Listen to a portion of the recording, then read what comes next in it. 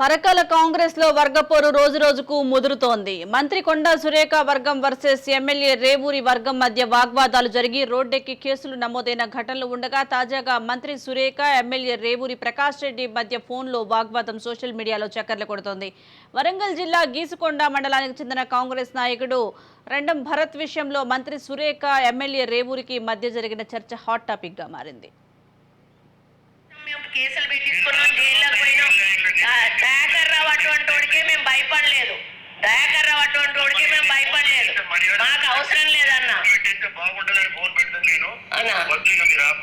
ఎందుకు నాకు గౌరవమే అన్న. మీరు మీరు భరత్ను గౌరవిస్తే చాలు. నాకు ఇంకేం అవసరం.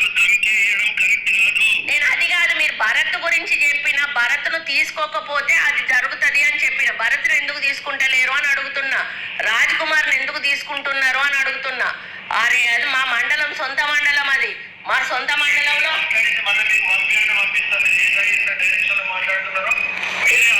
రికార్డ్ చేసుకుంటున్నారు కదా, చేసుకోండి, నాకేం ప్రాబ్లం లేదు. నాకేం ప్రాబ్లం లేదన్నా, రికార్డ్ చేయండి. నేనేం మాట్లాడలే. నేను అన్ని కూడా ఒళ్ళు దగ్గర పెట్టుకునే మాట్లాడతాను, మైండ్ దగ్గర పెట్టుకునే మాట్లాడతాను.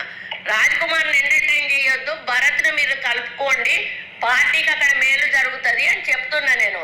భరత్ రాజ్ కుమార్ వల్ల పార్టీ నష్టపోయింది, అక్కడ భరత్ వల్ల పార్టీ పైకొచ్చింది. ఈమెతోటి మొత్తం అవినీతి జరిగింది. వెంకట్రామరెడ్డి గారు దొంగ. వెంకట్రామరెడ్డి గారు ధర్మారెడ్డి గారు తొత్తువాడు. వాడి దగ్గర పైసలు తీసుకొని బతుకుతాడు వీడు. వీడు దొంగ. వీనికి కూడా ఇచ్చిండ్రు ఇవాళ.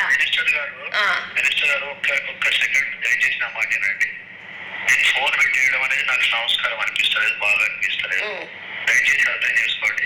మీరు చెప్పిన నేను విన్నాను. మీరు ఏం చేయదలుచుకున్నా నేనేం అడ్డుపడటం కూడా కాదు. మీ ఇష్టం, మీరు ఏం చేసుకుంటారో రాజ్ కుమార్ విషయం ఏం చేద్దాం అనుకుంటున్నారు, అదొక్కటి చెప్పండి.